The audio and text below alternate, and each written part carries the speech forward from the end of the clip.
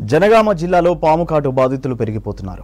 4 నెలల్లోనే 80 మందికి పైగా పాముకాటుతో జిల్లా ప్రభుత్వ హాస్పిటల్లో జాయిన్ అయ్యారు.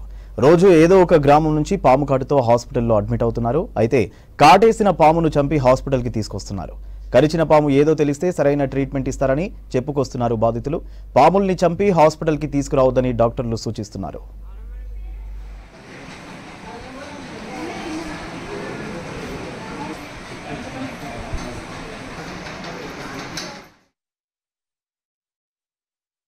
గింజలు పెట్టబోతే ఉరికొచ్చింది, కాళ్ళల్లో మెదిలి కరిచింది.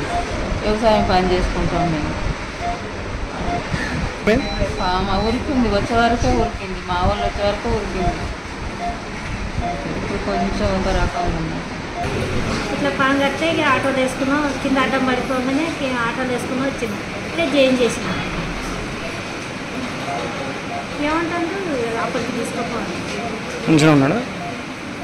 పాము కరిచినప్పుడు ఇమీడియట్గా చేయాల్సింది ఏంటంటే ఏ పార్ట్లో అయితే కరుస్తుందో ఆ పార్ట్ను కదిలించొద్దు. మనం అక్కడ కొరుకుడు కానీ, బ్లేడ్ తోటి కోసుడు కానీ, పసుపు పెట్టుడు కానీ, తర్వాత దాన్ని ఎటువంటి ఏం చేస్తే ఏమైందంటే విషయం ఇంకా పైకి బాగా స్ప్రెడ్ అయ్యే అవకాశం ఉంటుంది. కనుక అక్కడ మీరు ఏం చేయకుండా ఆ అవయవాన్ని కదిలించకుండా డైరెక్ట్గా మన దగ్గర తీసుకురావాలి. అండ్ దయచేసి పామును చంపి తీసుకురావాలనే ఉద్దేశం మాత్రం దయచేసి మానుకోవాలి. ఎందుకంటే ఆ పామును చంపడం కొరకు అని జనాలు వెళ్ళిపోతుంటే ఇక్కడ ఈయనకు విషయం ఎక్కిపోతూ ఉంటుంది. తర్వాత ఆ పాము కూడా మళ్ళీ కరిచే అవకాశం ఉంటాయి. కొన్ని పాములు మల్టిపుల్ బైట్ చేసే అవకాశం ఉంటాయి. కనుక అక్కడ లోకల్గా ఎట్టి పరిస్థితులలో టార్నిక్ అంటే ఒక దారం కడతారు. ఇప్పుడు ఒక పేషెంట్ వచ్చిండు, 4 దారాలు కట్టిండు, నేను ఇప్పమంటే ఆయన భయపడుతున్నాడు.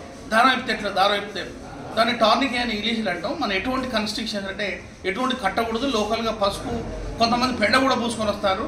అన్నిటికన్నా ముఖ్యంగా టైం వేస్ట్ చేస్తారు. అక్కడనే ఏం చేస్తున్నారంటే ఈ ఊర్లో ఆయన పాము కలిసి ఆయన మంత్రం వేస్తాడు. ఆ మంత్రం ఆయన పక్కూరు పోయి ఆయన వచ్చేదానికి ఎదురు చూద్దాం, ఆయన దింపుతాడు, పాము దింపుతాడు, మంత్రం దింపుతాడు అనేది ఇది ఒక ఆచారంలో ఉన్నది. ఇది మూఢాచారం. ఇది సైన్స్కు విరుద్ధం, ప్రాణాలకు మహాప్రమాదం.